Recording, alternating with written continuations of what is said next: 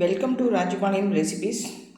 இன்றைக்கி கார்த்திகை பொரியை நம்ம எப்படி ஒரு வித்தியாசமாக குட்டி குழந்தைங்களுக்கெல்லாம் ரொம்ப விருப்பமாக செய்ய போகிறோம். ஆக்சுவலாக நம்ம வெல்லம், ஏலக்காய் பொடி இதெல்லாம் போட்டு தான் இந்த கார்த்திகை பொரி பண்ணுவோம்.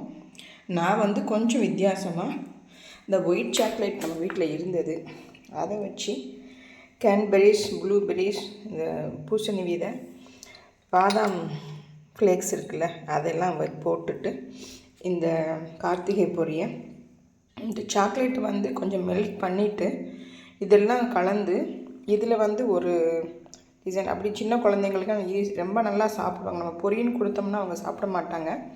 அதனால் நான் இந்த மாதிரி பண்ணேன். நீங்களும் செஞ்சு பாருங்கள், ரொம்பவே நல்லா வரும்.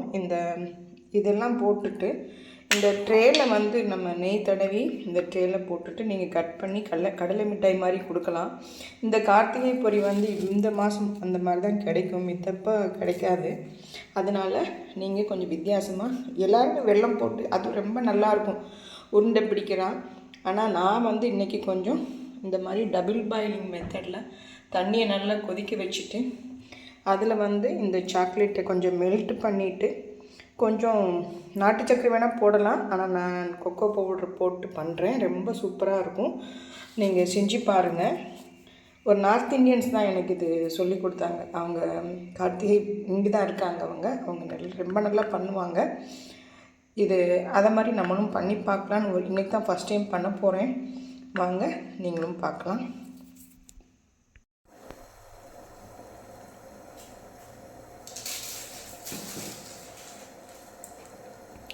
இப்போ ஒயிட் சாக்லேட் இந்த மாதிரி ஒரு 3 பீஸாக இருந்ததை நம்ம ஒரு பார் கட் பண்ணியிருக்கோம். அது கட் பண்ணிவிட்டு இந்த மாதிரி நம்ம குட்டி குட்டியாக ஸ்லைஸ் பண்ணி டபுள் பாயில் மெத்தடில் நம்ம இது பண்ணணுங்க. கொஞ்சம் அதை மெல்ட் ஆயிடுச்சுன்னா அதில் ஈஸியாக பொரி போட்டு பண்ணலாம் அப்படின்னு சொல்லிட்டு ஒரு ஐடியா. பார்க்கலாம் எப்படி வருதுன்னு பார்க்கலாம்.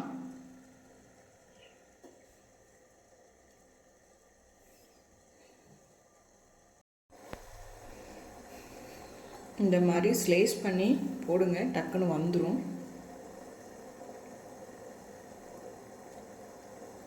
இது இப்படி போட்டு பண்ணால் பொரியும் ஒயிட் கலராக இருக்கிறதுனால தான் நான் கொக்கோ பவுடர் போடலான்னு ஒரு ஐடியா பண்ணேன்.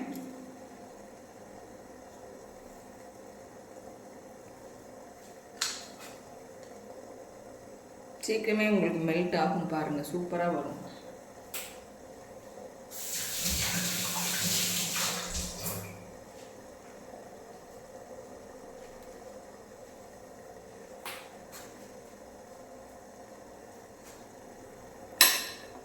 இப்போ தான் லைட்டாக வர ஆரம்பிக்குது.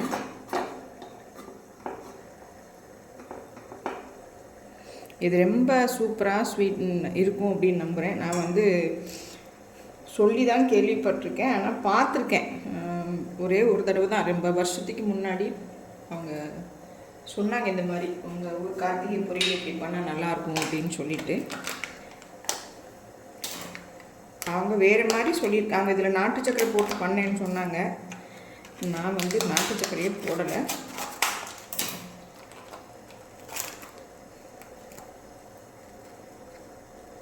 இப்போ பாருங்கள், நல்லா மெல்ட் ஆகிட்டு வருது. அந்த சமயத்தில் கொஞ்சம் நம்ம கொக்கோ பவுட்ரு போடலாங்க, ரொம்ப நல்லாயிருக்கும். இந்த மாதிரி போட்டு செஞ்சிங்கன்னா குழந்தைங்க விரும்பி சாப்பிடுவாங்க. குழந்தைங்க மட்டும் என்ன, நம்மளும் நல்லா சாப்பிட்லாம். சூப்பராக இருக்கும் இது.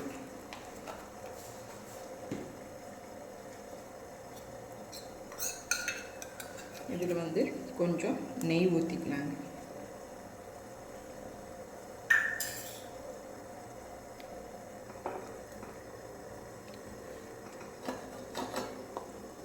நல்லா மெல்ட் ஆகி அப்படி தண்ணியாக வந்துடுங்க. அதுக்கப்புறமேட்டு தான் நம்ம இதில் பொரி போட்டு அப்படியே நம்ம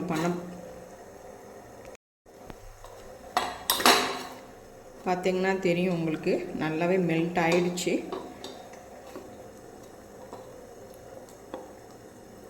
இன்னும் கொஞ்சம் நல்லா தண்ணியாக உருகணுங்க.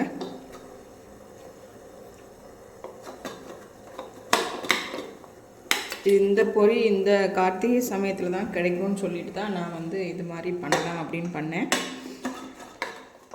இது எத்தனை பேருக்கு தெரியும்னு தெரியல, ஆனால் டேஸ்ட்டு நல்லா அட்டகாசமாக இருக்கும். நம்ம பர்ஃபி, நம்ம கடலை மிட்டாய் அந்த மாதிரி தான் இருக்கும். இது கொஞ்சம் வித்தியாசமாக, எல்லாருமே கார்த்திகை பொரி வெள்ளத்தில் தானே பண்ணுவாங்க, சரி நம்ம இந்த மாதிரி பண்ணலாம் அப்படின்னு சொல்லிட்டு தான் பண்ணிகிட்ருக்கேன். செஞ்சு பாருங்கள், ஒரு வித்தியாசமான சுவையில் ரொம்பவே நல்லாயிருக்கும். இது இங்கே மெல்ட் ஆகிட்டு இருக்கட்டுங்க. அப்போ நம்ம இப்போ என்ன பார்க்க போகிறோன்னா, இங்கே பாருங்கள், இதில் ட்ரேயில் வந்து நெய் தடவை வச்சுருக்கோம்.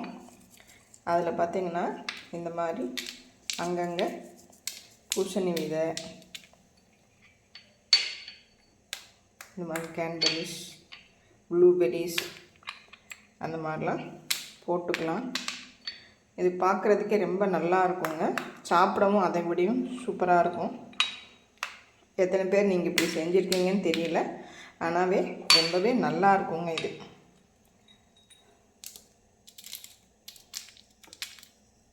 நீங்கள் பொரிச்ச வெள்ளை எள்ளு கூட போடலாம், ஆனால் நான் இன்றைக்கி போடலை.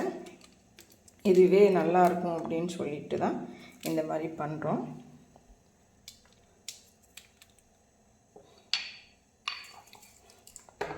இதில் கூட வச்சு பார்க்கலான்னு தான் நான் பண்ணிகிட்ருக்கேன். எப்படி வருதுன்னு பார்க்கலாம்.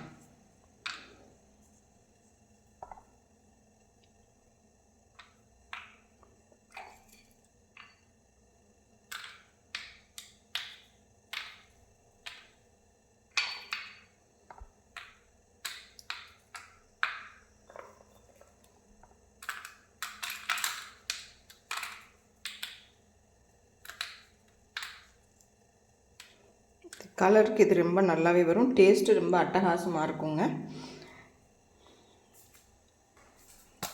இப்போ வந்து உருகிடுச்சு நல்லாவே.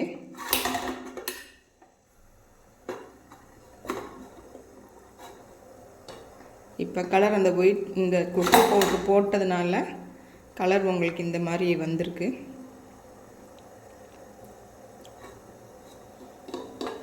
இதில் பொரி போட்டு கிண்டுனா இன்னும் சூப்பராக வந்துடும்.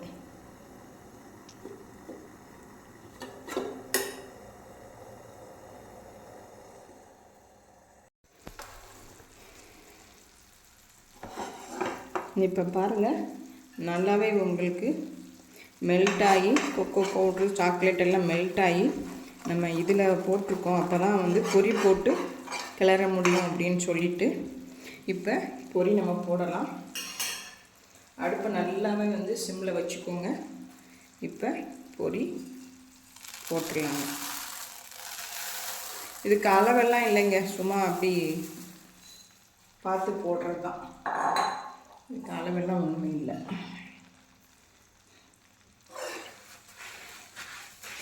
பிகினர்ஸ்க்கு வேணால் நீங்கள் அந்த ஒயிட் சாக்லேட் வெளியே வாங்கினீங்கன்னா அந்த ஒரு பாரு ஒரு 2-3 ஸ்பூன் கொக்கோ பவுடர் போட்டுக்கோங்க.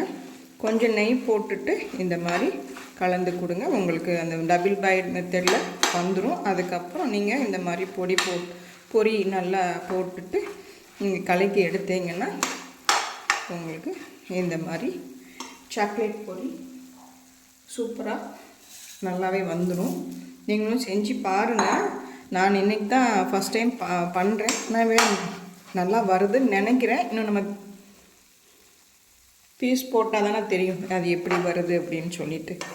அதனால் ரொம்ப ஈஸியாகவே பண்ணலாங்க. இது ஒன்றும் இல்லை, வெல்லம் பதில் நம்ம சாக்லேட் போட்டிருக்கோம், அவ்வளோதான். வேறு ஒன்றுமே இல்லை. இதில் எல்லாமே படுற மாதிரி கலந்து கொடுங்க.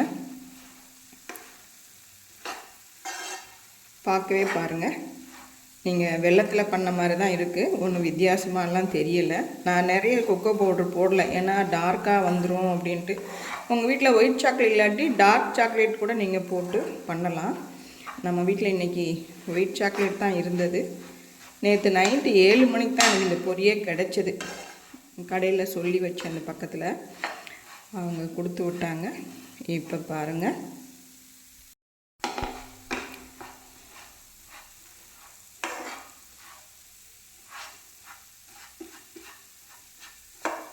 நல்லா வந்துருச்சு. இப்போ நம்ம அந்த தட்டில் கொட்டிக்கலாம். அந்த ட்ரேயில் வந்து இதை அப்படி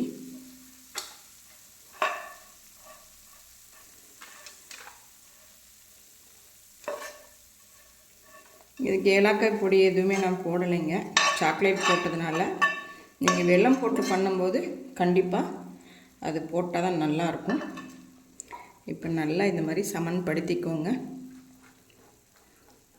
எப்படி வருதுன்னு பார்க்கலாம்.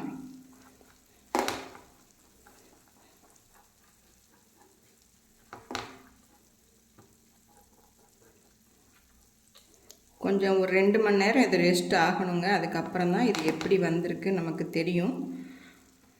நல்லா ஆறுனதுக்கப்புறம் நம்ம பார்த்துடலாங்க. இப்போ பாருங்கள், நம்ம நல்லாவே கட் பண்ண வந்துருச்சு. இப்போ ஒன்று எடுத்து பார்க்கலாம் பாருங்கள்.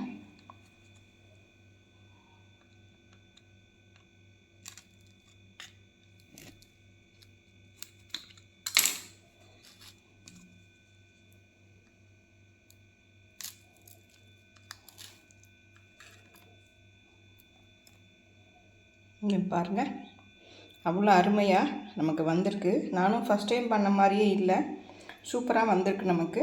இதை நம்ம எடுத்து நல்லா பீஸ் போட்டு இப்படி இந்த மாதிரி வச்சு குழந்தைங்களுக்கு நீங்கள் ஸ்நாக்ஸாகவும் கொடுக்கலாம், சாமிக்கு நைவேத்தியமும் பண்ணலாம். 2 in 1 நீங்கள் பண்ணலாம். இது ரொம்ப ஹெல்த்தி தாங்க.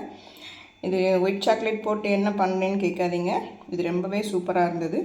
இது வந்து ட்ரெடிஷ்னலாக நம்ம நாட்டு சக்கரை போட்டு நான் பண்ணியிருக்கேன். இதுவும் நல்லா வந்திருக்கு பாருங்கள். இப்போ எடுத்து காமிக்கிறேன். ஒன்று வந்து அது எடுத்து பார்த்தேன்.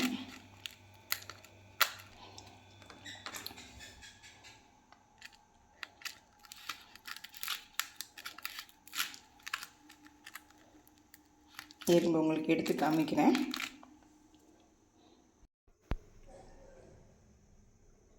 இப்போ நமக்கு நல்லாவே வந்துருச்சுங்க. ரொம்ப அருமையாக வந்திருக்கு. டேஸ்ட்டும் நல்லாவே வந்திருக்கு. இப்போ உங்களுக்கு நான் சாப்பிட்டு காமிக்கிறேன் பாருங்கள். அப்படி ஒரு மொறுமொறுன்னு வந்திருக்குங்க. சாப்பிட்டு காமிக்கிறேன் பாருங்கள். சத்தம் கேட்குதா? அப்படி ஒரு மொறுமொறுன்னு சூப்பராக வந்திருக்கு. நீங்களும் வித்தியாசமாக இந்த மாதிரி செஞ்சுக்க பாருங்கள். குழந்தைங்களுக்கு ரொம்பவே நல்லாயிருக்கும், சாப்பிடுவாங்க, நல்லாவே சாப்பிடுவாங்க. இது எல்லாமே ஹெல்த்தி தாங்க. வெல்லம் இருக்குது, பொரி இருக்குது, நெய் இருக்குது. அதனால் இந்த ட்ரை ஃப்ரூட்ஸ் எல்லாம் போட்டு இந்த மாதிரி பண்ணால் கலர்ஃபுல்லாக அவங்களுக்கு ரொம்ப பிடிக்கும். நீங்களும் செஞ்சு காமிங்க, செஞ்சு கொடுங்க. செஞ்சு பார்த்துட்டு எனக்கு கமெண்ட் பண்ணுங்கள். கொஞ்சமாக போட்டு செஞ்சு பாருங்கள், ரொம்பவே நல்லா வருது. வெல்லம் போட்டும் பண்ணலாம். நான் கொஞ்சம் வித்தியாசமாக சாக்லேட் போட்டு கொக்கோ பவுடர் போட்டுலாம் பண்ணியிருக்கேன். இந்த மாதிரி நீங்களும் செஞ்சு பாருங்கள். செஞ்சு பார்த்துட்டு எனக்கு கமெண்ட் பண்ணுங்கள். தேங்க்யூ.